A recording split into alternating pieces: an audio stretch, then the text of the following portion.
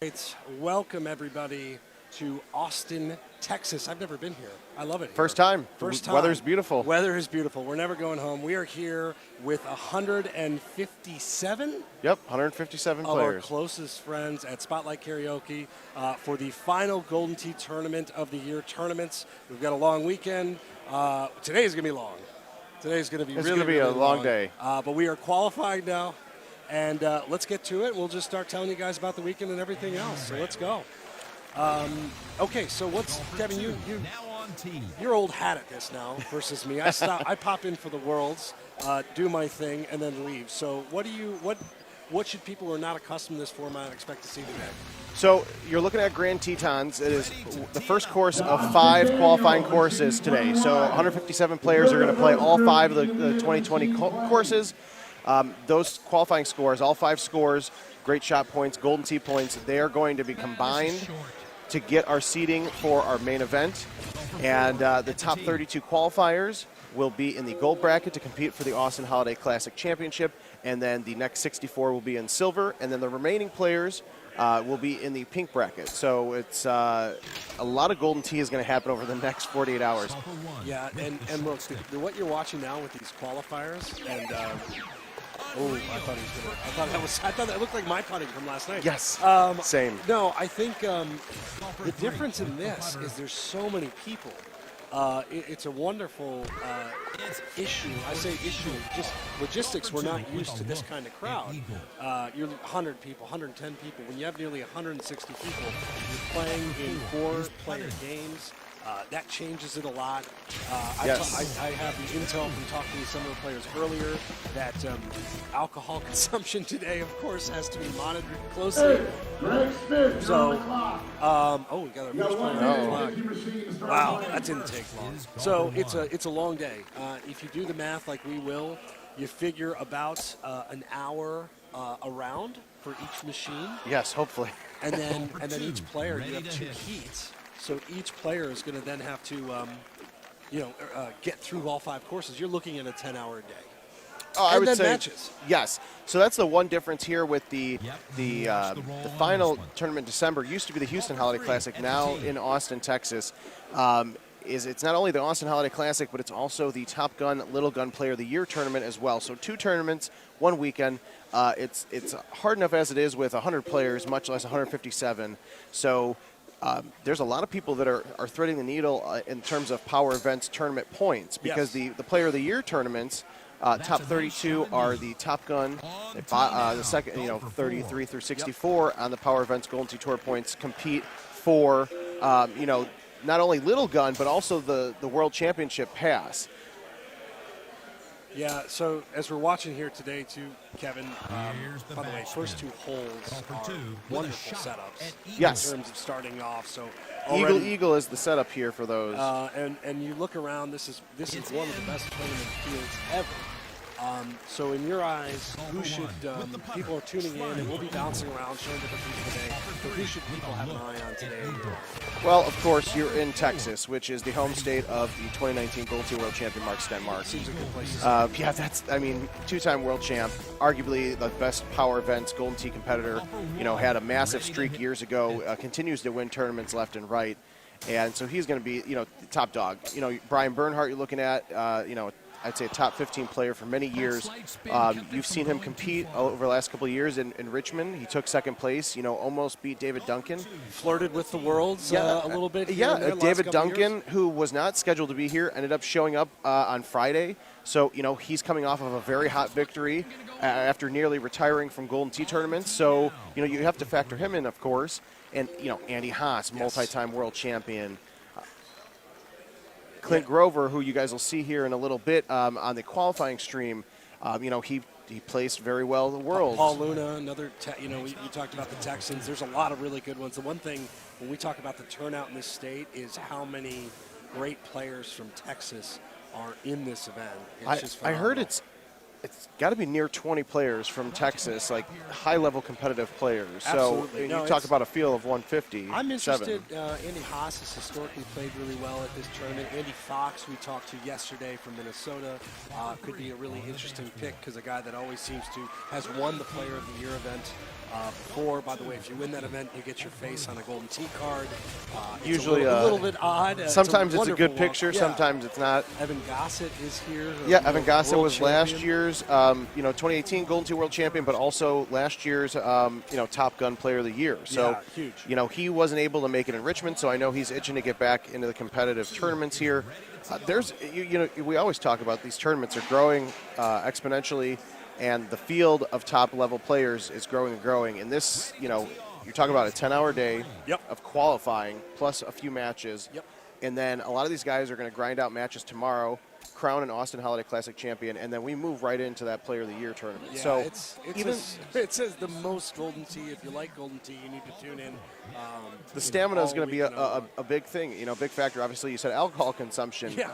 Not only that, for today, but also tomorrow. It's also, too, if people play real golf, and you're wondering what it is, when you have to wait between holes, on the real golf course, if you play a golf course and you get up to hole 2 or 3 and you're left standing on the tee box waiting for someone to finish, it's hard because your body gets out of rhythm. These guys fall into the same thing. You shoot a great point. You shoot a really good qualifying score on Tetons here, and you're not going to play for at least an hour. So momentum is tricky. Early on with match play, that's tricky. Again, I think it's amazing that you have this turnout, incredible turnout, but it also really changes the flow of how these guys compete. It really does. And, Grand Tetons so far is set up very nicely, but very nicely. You got to factor in the other courses. Oakwood Hills is a good example. Lake Powell. You see a lot of these guys posting great scores, but playing at your home bar or on your Golden Tee Home Edition. Speaking of great scores, there's your guy. Well, yeah, Brian Bernhardt, nice double he's got eagle. the head bob going. Oh, yeah. Now, Brian, you talk about a guy who's, I think the veterans will do really well here. I can tell you because I've worked tournaments, the 2008 Worlds, which Brian Bernhardt was a part of, I believe. That was a tournament that ended at 4 in the morning that Sunday. We might be competing against seriously. that here today. So I think stamina is a good word for it, but it's also what you're accustomed to. If you're just playing normal at your bar and you just play game after game after game, this is a different challenge. But yeah, first 2 holes on Teton drivable. Bernhardt with the hole out there. I mean, you're now thinking 30, 31 under. I mean, I would say he actually might be looking at a 32 depending on the setup. Oh, that's a good line there, too. This is not a fun hole. This is actually a really good setup. I played a game last night with some players, and I made the joke. We were just finishing up the real-time rival recording of this course, and it gives me PTSD because I'm trying to hit a 2-iron on this course, thinking, where's my 6-wood? But, the name of the game is, you want to shoot par. You want to shoot Golden Tee par. You want to hit birdies on the par 3s. You want to hit eagles on holes like this, the drivable par 4s, and, of course, the par 5s. The back 9 at Tetons, it is literally Grand Tetons. You're going to deal with a lot of trees, and hopefully these setups are continue to be favorable for these guys. So the other thing I wanted to talk about a little bit was the qualifying mentality. Okay, again, if you've never played in a tournament like this before, you've got 5 courses to play. The name of the game for everybody in this room is to make the top 32. The name of the game for some of the better players is to make the top 5 to help with the bracketing and whatnot. But quite honestly, you worry about that when you get there. You want to make the top 32. My qualifying mentality, I've always been a little tight at first. I'm always a little tight. It feels a little bit different. The first time I played in one of these, I remember I could almost feel my hands start to shake because all of a sudden those little 7-foot putts, a 15-foot putt feels much different than it does if you were.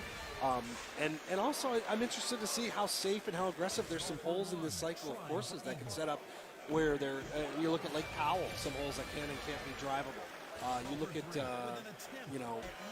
you look at all the different ways that you can screw up, for lack of a better term, throughout the 5. That's the way you have to look at it. The par on these courses, this has generally been like a much easier year in Golden Tee. You're seeing constant 30 unders being posted on social media, which is great. New players saying, hey, I've only played a couple hundred games, just hit a 30. Obviously, a 30 under in Golden Tee is still a massive, accomplishment. Oh, sure. It's still something you have to work for. But you're going to see some really high qualifying scores for these courses, and depending on these setups. Well, so far the setups we've seen are it's really good. even a shot like this is really good. Thank you, Piano Steve, for checking in. Hope your trip down to, what was it, Guantanamo Bay, where he was, went well. That's unbelievable. It is. He chose to go down there. Let's just clarify that really quick. I don't know, actually. We should have just left it. Yeah, you know what? That's true. No, actually, it should have just been dead air after that. Yes, he went down there. Piano Steve's really a talented musician, performing. To clarify, unfortunately, we saw a shot here too, Kevin. The other thing to talk about, and I like to approach these qualifiers from like an everyman standpoint, right? If you try to put yourself in this position, the chipping. When you miss a green, and you're undoubtedly going to miss a green at some point, whether it's you're trying to go for a shot, whether your spin's a little off, you get a fringe bounce, whatever. That's the other element of this that I think is really changes. I consider myself a pretty decent chipper. I know for me, when all of a sudden that you get to a qualifier and you don't want to fall behind your group, that all of a sudden the way you chip, the way you approach it, are you hitting it as hard, right? Because you know what happens if you miss the green and you're chipping back onto the. There's just a lot of fundamental changes where your game kind of naturally evolves as you get into a qualifier, but the more you play, the easier it gets. You just don't want to screw it up too early. I think that's what these guys are after, and the group we're watching doing a pretty good job. The one thing you got to think about, too, is 157 people. I think we have 22 machines, but you're also talking about many, many hands touching these track balls. Yeah. I know we played a couple games last night, and, you could tell the track balls, they're a little greased up. People are, having drinks, eating food, just, BSing and talking with their friends. But, it's Austin. It's pretty warm out still. It's not, hot in here. But the more you're sitting there playing Golden Tee, the more, these track balls are going to get used. And that's something that you'll see a lot of these guys have hand towels to wipe down the track ball. I know I wish I had that last night. It could have saved me a few dollars. But, when these guys get aggressive and they're like wiping the track ball down to clean it off, they're not crazy. Especially in this tournament, this big field, you have to do what it takes to get yourself comfortable in an uncomfortable setting. And I mean that in the sense of, you and I could play at the office, or somebody could go to the bar and play with a couple buddies and shoot great scores. But when you come to a tournament and you're competing against, a field of 70, 80, 100, much less 157, the nerves, factor in a bit more. And just like we're saying, you have to concentrate and play your game and almost forget that there's 156 other people around you. That's another really interesting point. When you start to evaluate, the term we use is cut line at these tournaments. The cut line is 32 and 33. What is the number to make the cut? If you average 25 under across all 5 games, you're going to shoot minus 125. In most tournaments, at least in years past, that was a pretty reasonable cut line. You'd be in the money. You'd make the tournament with 125. With 157 people and some of the best players in the world, I doubt that's going to be good here. I really don't. I think you're looking at a 27, 28 average potentially being. I would almost feel safe saying a 28 average would have to be. Which is insane. It's awesome. These guys do a great job. You look at the field, and we talked about some of the top players, but there's easily 32 players in this room that I think have a good shot at winning this tournament. People that have either won tournaments before, or people that have been right there on the cusp, like people like Sean Gervais, who haven't had a tournament win in a few years, but has always been so close. People like David Duncan, who just came back, after a couple tournament hiatus and won the NIV 17 last in October a few months ago. There's definitely high level of competition, and of course, 10-hour day of Golden Tee, you got to factor that in. Yeah, and also I think how aggressive you are based off of having to make that cut line will be interesting. What you're bound to see, and I'm not saying this about anybody individual, you'll have a really good players come out of the gate and maybe not shoot the scores they wanted in round 1, round 2, maybe round 3, those first 3 courses. And what happens then is these guys have to chase. In order to make the top of the bracket, you have to chase, and you have to, you'll get aggressive. And you'll see some games go sideways as a result of that.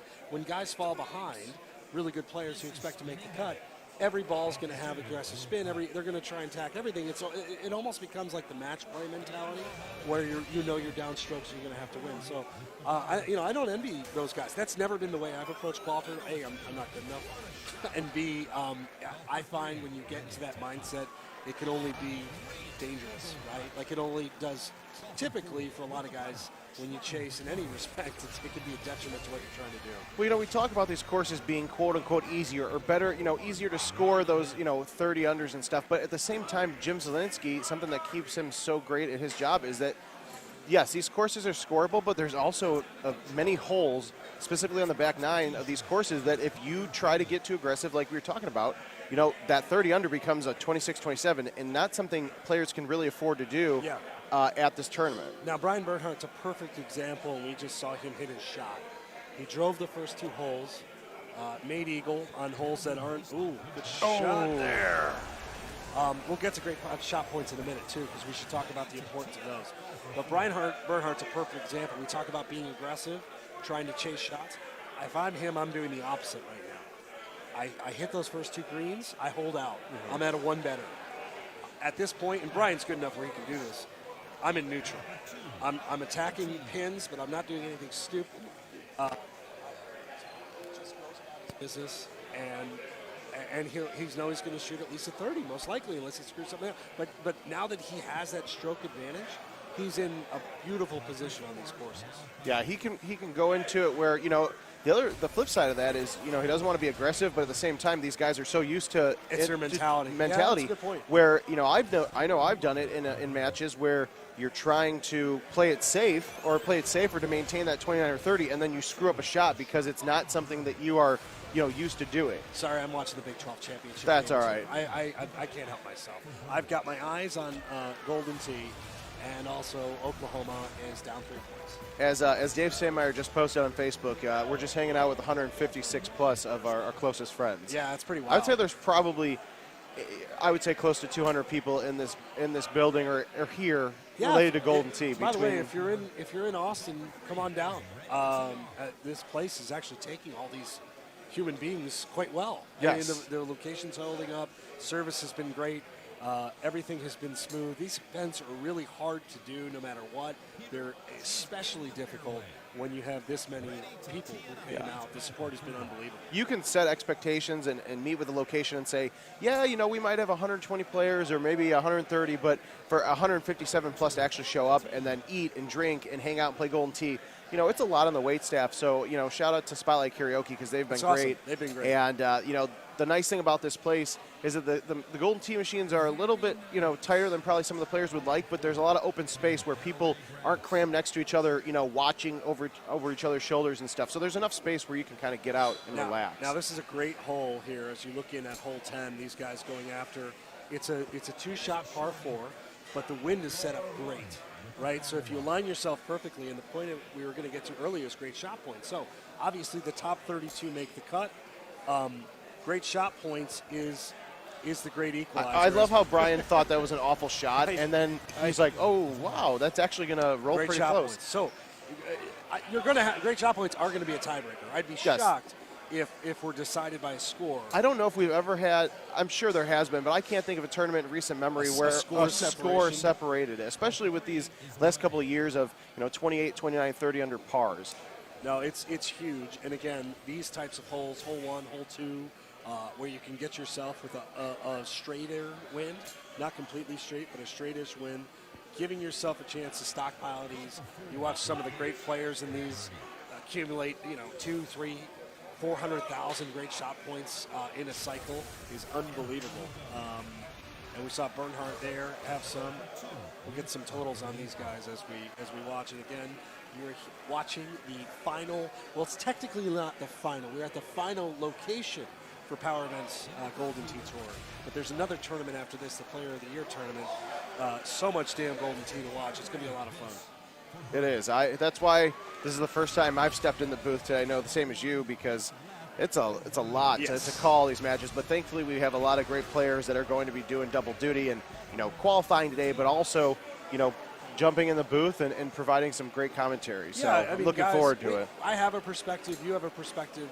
Guys that have played this game a lot longer and better than I have a perspective. I think that's the fun part here is kind of all the different approaches that people have. That sounds like a moment. Yes, it sounds like somebody hit a hole in one. And probably was in the side pot as well. Yeah, 157 players. Yeah, you got to imagine that's going to be a nice little side pool. So, Kevin, is there a course in this lineup that you'd like the most? I think I talked about this with a couple of guys yesterday. Is there a course that you would be licking your chops for? Like, what's the course of the 5 that you're like, oh yeah, that's the one I want? I want to say Lake Powell, but Lake Powell is one of those courses that can, you can shoot really great on it one time, and the next game, put it in the water 3 or 4 times. I think I like it because it's a beautiful course to look at. Yes. And at least if I'm screwing up and hitting the water, I'm like, damn, that looks good at least. And then I get mad that I blew a couple strokes on some silly shots. Mine would be Oakwood. I see that course really well. It's just certain shots, certain setups. Oakwood has been, I'm just very, very comfortable with. Even some of the closing holes, some of the, what is it, hole 16, the par 3. It's just a course I'm really, really like. The one that I maybe not as much as Jamaica Bay. Yes. It's still very doable. It's just it really is about individual comfort. When you talk to some of these great players, that almost looked like a stumble, like right in front of us. Get it back together here. That's just a course that I don't see as well. I don't have some of the drivable par 4s, especially in the back 9. I'm as comfortable with the par 5 late. I think it's 15 or 16. So it's all a matter of personal preference. You talk about Oakwood. Great point on that course is that the only drivable par 5 Yes. the 2020 courses. And at that point, because it is the final course of qualifying, you're going to see some aggressive shots at that par 5 for the guys that know they need to shoot a 31 or 32 to even potentially make the top 32. But for people like Bernhardt and Stenmark and those guys, it'll be interesting to see how they approach it, knowing at that point they're probably guaranteed, at least to be in that top 32. Yeah, the backup plan on that is you can always go deep if you want, and at least have a chip for yes, double exactly. eagle. But that chip's no fun, by the way, when you have to water in the backdrop. Again, speaking it to my own perspective. From personal experience. Yes, I've done that chip plenty of times before. Again, if you're just joining us, we are live at Spotlight Karaoke in Austin, or it's not even Austin. It's right up. It's Cedar Park, technically Texas. Austin, air quotes. I've never been here, so I'm going to call it Austin. Yeah, it's fine. In Texas. Somewhere in Texas. Yeah. We're just getting started. Round 1 of the qualifier here. And again, these guys are going to play all 5 2020 courses. They're going to combine their scores into grade shot points. The 32 players with the lowest score, I should say, and the most great shot points will be in. This is a pretty interesting look, Kevin, with that pin tucked up in the right-hand corner. You can, this is where you get too aggressive and you bleed off that right side. If you're in the qualifier, really, this is kind of a straight shot, no? Yeah, I know Aiden's a great player. I'm surprised that he's not taking a safer approach. Now, of course, I was hoping he'd ace it. That'd be great. Yes, but if I was on this, it's only hole 12, but you still want to maintain the score you have. I would have almost gone left and put a little cut into it so you're playing that wide green and you're taking the sand traps out of play. We talked about this. We've talked about it on streams endlessly, but I think it bears repeating here. I think Jim Zielinski, the course designer, one of the things, he has themes every year. And one of his themes this year was subtle elevation changes. Elevation changes that kind of lull you to sleep. You see a lot of it on Oakwood. Obviously, you see a lot of it on Tetons. Lake Powell has some of that. Yes, Lake Powell, I think, more than any. So a hole like this, and these guys really aren't having much problem with it, but when you've got bigger winds and things like that, it's those small, minute differences that he's like, that was his theme this year, and I think it shows. Oakwood really does show in a big way.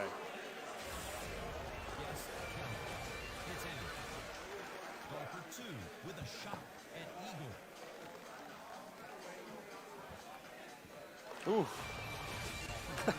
Those are the tough putts where, the vacuum seal from the right-hand side. It's a wonderful feeling when it works, and when it doesn't, you wonder where did my vacuum go? Now, these guys are playing pretty reasonably fast, it seems like, right? Yeah. I mean, we're probably at a 45-minute pace, and actually, when you look at the scoring here as a whole, pretty good. No major issues for the most part. We got Bernhardt with the hole out.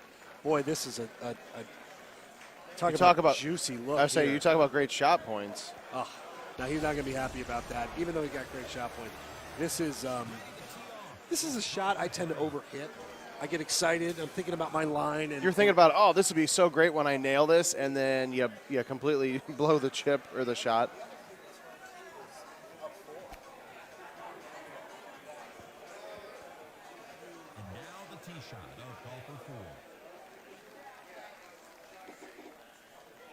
pretty good shots here. So, 84 yards for this this par 3.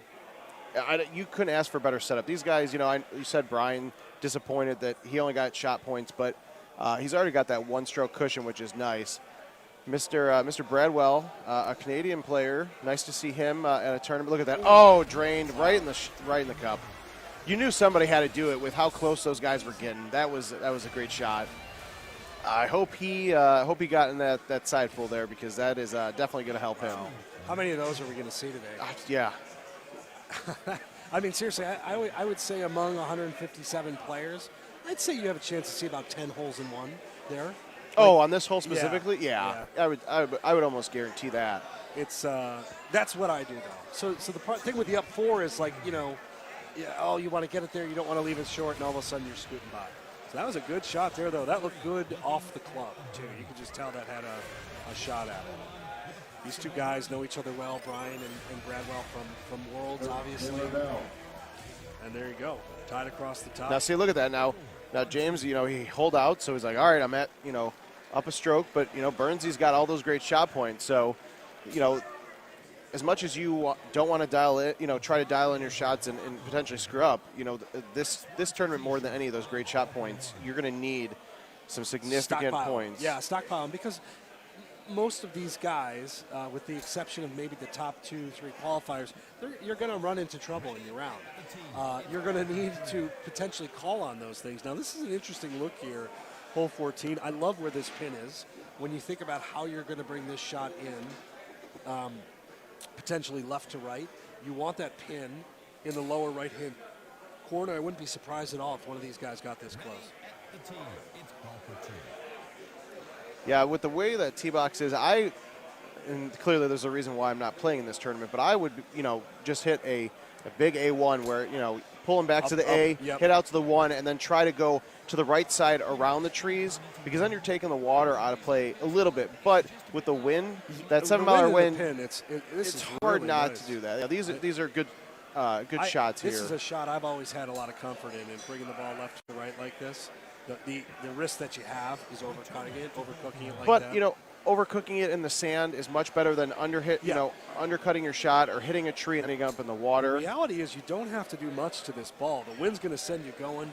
What you're seeing these guys do is you look at the shot meters, they're pulling back left of B, and they're hitting it out to the right. So when you pull back left of the B, that's what's going to get your momentum going toward the right. And when you push it out to the left, that's how you avoid the trees, and you're going to get the spin to kick back in when you watch the ball have kind of the action it does when it hits the green. So in terms of set, I don't know if that made sense. In my mind, that makes great sense. I feel like we need to get the John Madden, all right, let's draw. Oh, that is fantastic. We need to. All right, boss, we need to invest in that. There you go. No, that's a great shot there. That is a really, really good shot and a safe shot. And, certainly makes some sense. The only issue on these shots that I find is distance control.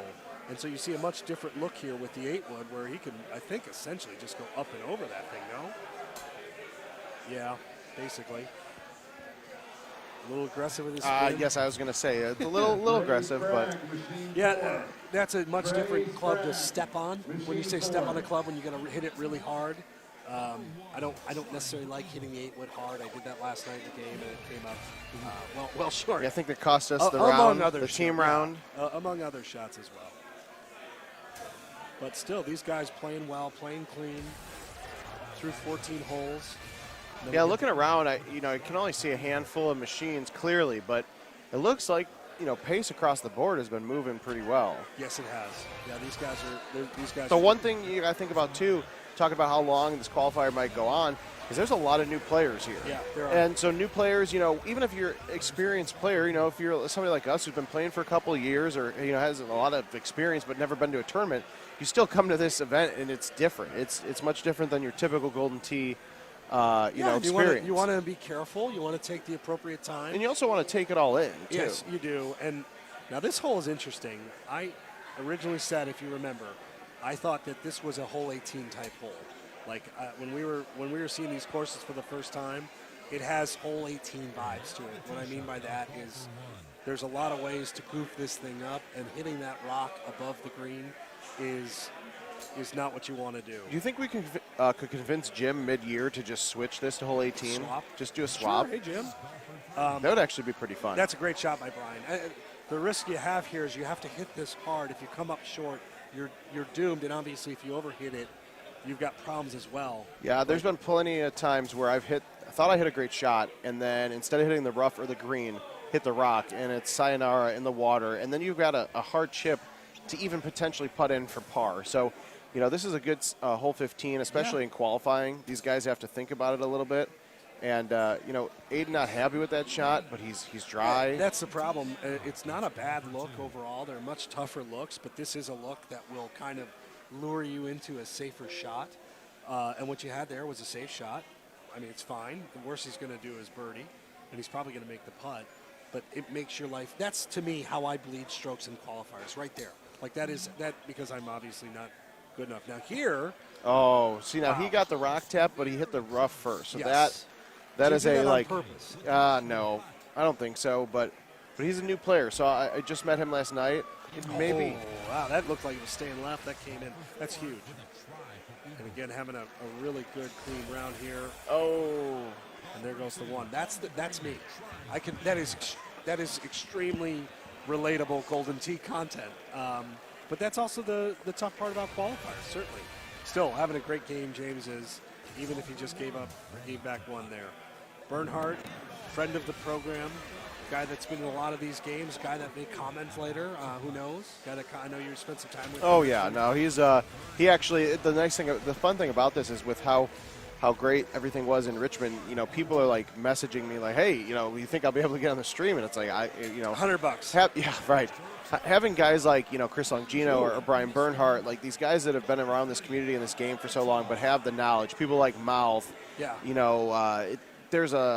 We can talk about Golden Tee and be great at it, but sometimes it's nice to get it from straight from the horse's mouth. These guys that are competing at these high levels, that have experienced a 10-hour day of qualifying, and interesting here too. Real quick to jump in, both guys short. Didn't seem like that hard of a look. You mentioned the, should I blame trackballs? I can do that. Yes, absolutely. And you look at that. Oh, wow, look at that. That worked out. Overcut it, too. He's shaking his head. He knows it. I love those moments, though, where things go haywire and things still work out okay. Let's see if James I feel like that's the story of my Golden Tee life. Oh, all right. So, all guys should be fine, quite honestly. Yeah, the pin position and that 14-mile-an-hour wind really help. Hey, they're in the rough. They'll have to change their shot a little bit, but not too much. You don't need to stop the ball. In fact, you almost want the ball to release a little bit. So it's not a big deal either way. So these guys are first round of Heat 1. Is that the only? Do we use that in Worlds? Is that like a renowned term? We use it a little bit here too. Yeah. Okay, good. Well, Heat 1, Heat A, whatever. First Heat 1A. Heat 1A. Oh, sit. Ooh. Yeah, he knows it. Still, odds that he cleans that up. I think he cleans that up 9 out of 10 times, maybe 9.5 out of 10 times. Yeah, I'd say Probably 7 out of 10 times at a tournament. That's true. In a home bar, we'll see how far into the. Yeah, when he's playing me for money games, he makes that 10 out of 10 times. Yeah, 11 out of 10. Yeah. When it matters for him. I believe this gentleman's name is Michael Johnston. Yes. Right? Johnson. We have a Johnston. Oh, nice putt there by Brian. I'm sorry. It's okay. He's got to be the tallest competitor in here. Very large man, very nice man. Which, compared to people like Jed Donnelly, is saying something. Yes. No, he also looks like, I believe he is some sort of in shape. Like, we were talking about this last night, like does Mary. I'm probably butchering this and making this all up. But clearly, that's not your normal looking Golden Tee player there. No. He looks like he's ready to He looks very do healthy very and mighty. Yes. No knock on everyone else. Not at all. However, all right, so these guys, getting out of there pretty much unscathed, which is good. What do you expect to see with these last couple of closing holes here? Well, this is a tough look. You're talking 270, 15-mile-an-hour wind in the face, a right 10. Brian playing it safe here, a little aggressive, knowing that rock is there, and he's going to have a down 10 putt. Honestly, I'd be shocked if somebody had this club in the bag for Grand Tee time, but this would be a heck of a setup for a zero hybrid, I think. Oh, wow. I would take the zero hybrid and cut it against the wind, but there's a reason I'm behind this desk and not playing.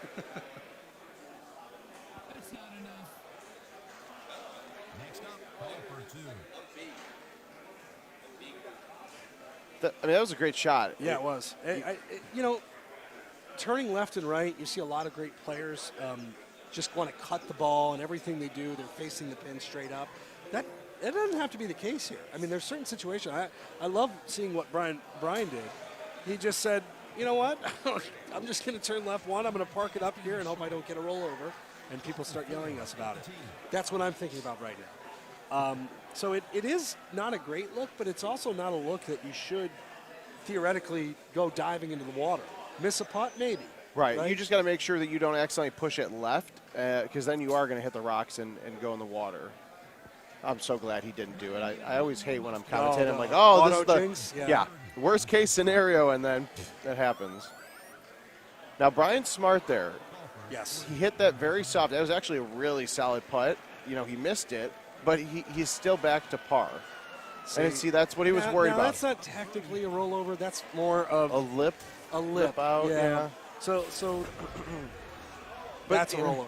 But quite honestly, you have a down 9 when you're this far away. And with how close that water is, that's why Brian kind of lagged it, because you got to be careful. You see, for Michael almost going in the water there. The problem on those is you overcompensate, right? You tend to adjust, and God, I know that shot. That is named after me. Yes. That sequence of events. So it's frustrating, I know. And you look back at those moments afterwards, you say, what was I doing? But in the moment, you're not thinking about it. You're just trying to get by. That's an interesting hole. Definitely the most interesting one to date, because we didn't see a single birdie, right? No. Not a single birdie. Now, interesting. So these guys must be. I know there's a few other groups that have are finished, but I saw 27 under in second place. So Brian with a 28, still in first. Wow, this is 17-mile-an-hour wind, but not a bad setup. No, it's not a bad setup. I mean, we say not bad, but for the average player. This is pretty horrifying, I'd say. Yes. But for a guy you see that 17-mile-an-hour wind and you go, But you're absolutely right. So we talk about trackball manipulation. What you really have to do here is pull back right of B, pretty much toward, you know what I mean, toward not away from center a little bit. If you watch the trackball and then hit it basically straight, which is what you have here now. You could see, unfortunately, by the way the trackball meter respond, that wasn't far enough to it. And again, I have that chat down too. I could say all this because, again, I do all. This is a challenging shot. It's a fitting last hole. Every single scenario that could happen on here, we've been through it all, the good and the bad. Touchdown Oklahoma, by the way, for those keeping scores. And again, the danger, danger you have there, if you looked at the trackball meter, is he hit it out. So he hit that right of the one. And when you hit it out accidentally, I don't know if he was trying to bring it in right to left, the wind's going to catch it. It's just going to push him there. Wow. All right. So 1 for 4. Brian made it look extremely easy. We're winding down round 1 here, heat 1 in Austin. You want to stay on and do the second heat of this? Yeah. I mean, see who we got, see what we can talk about. Sure, there's a microwave somewhere that my burger can go in at this point. No, but yeah, that'd be good. I'd like to see the second heat and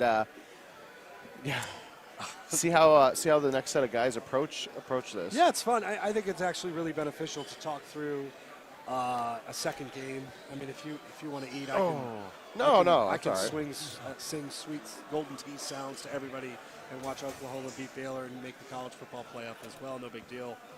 Cross-content promotion here. All right, so these guys were rolling, and I think that's very interesting. I think a very easy front, certainly.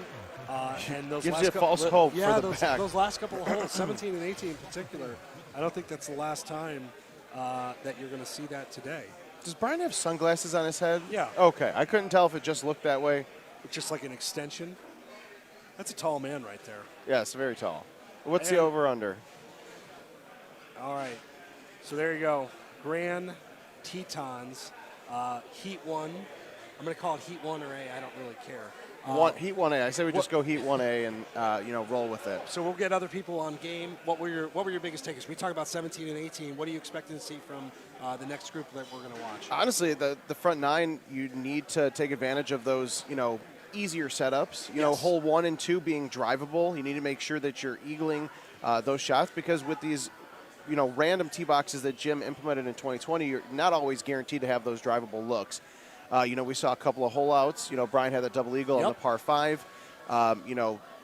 Take advantage of those easier green slopes and easier winds on the front 9, because as you see, and there's a nice big screen that we're actually watching ourselves on here. But for the people that are on, yeah, it's the lights. Yeah. But for the people that are in Group B or 2, whatever we're calling it, they can actually watch and see the setups, so they know the back 9 is a bit aggressive. I'm interested to see hole 1 and 2 too. If somebody can jar one of those, if we can get an ace on 1 and 2, that'd be nice. Longer holes like that, and then I'm really interested to see 17. That par 3 is, it's not too hard to hit the green, obviously, but we saw there all different 10, strategies. Brian down 10 hitting it putts. much softer, still missing.